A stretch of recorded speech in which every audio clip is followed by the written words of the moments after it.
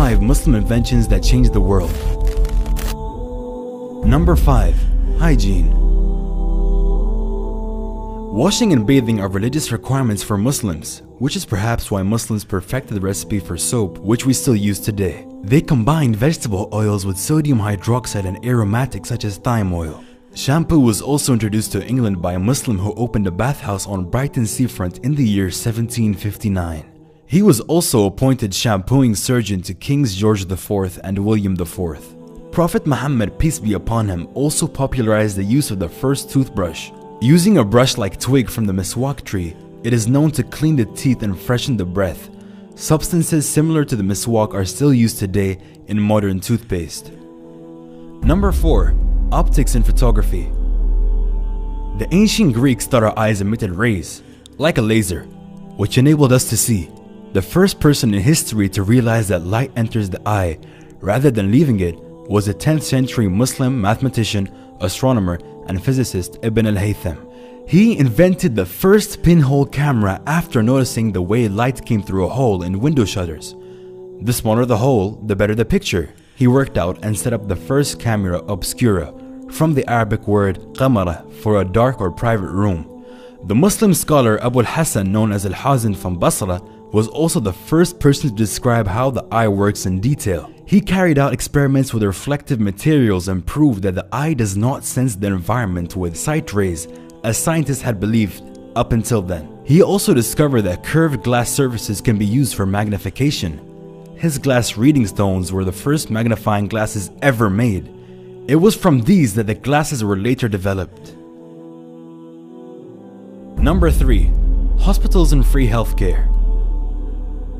The first modern hospital with nurses and a training center was in Cairo, in the Ahmed ibn Tulun Hospital, which was established in the year 872. The hospital provided free care for anyone who needed it, a policy based on the Muslim tradition of caring for the sick. Although slightly more basic hospitals had existed prior to this in Baghdad, it was the Tulun Hospital which would later serve as a template for all hospitals around the globe.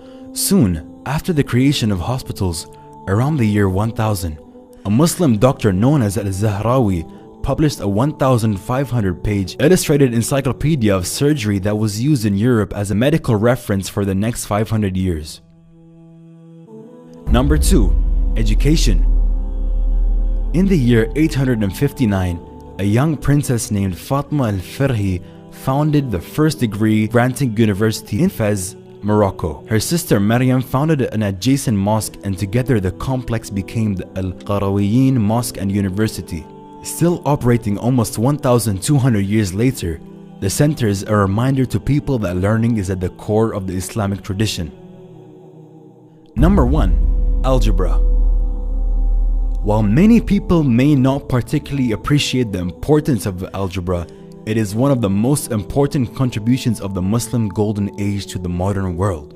It was developed by the great scientist and mathematician Muhammad ibn Musa al-Khwarizmi, who lived from the year 780 to 850. In his book, the compendious book on calculation by completion and balancing, he set forth the basic principles of algebraic equations. The name of the book itself contains the word al-jabr, meaning completion, from which the Latin word algebra is derived.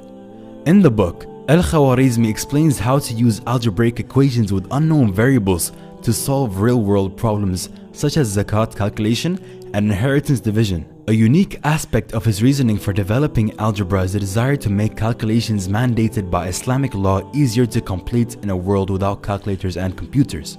Al-Khwarizmi's books were translated into Latin in Europe in the 1000s and 1100s, where he was known as the Algorithmi.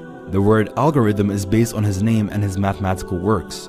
Without his work in developing algebra, modern practical applications of math, such as engineering, would not be possible. His works were used as math textbooks in European universities for hundreds of years after his death.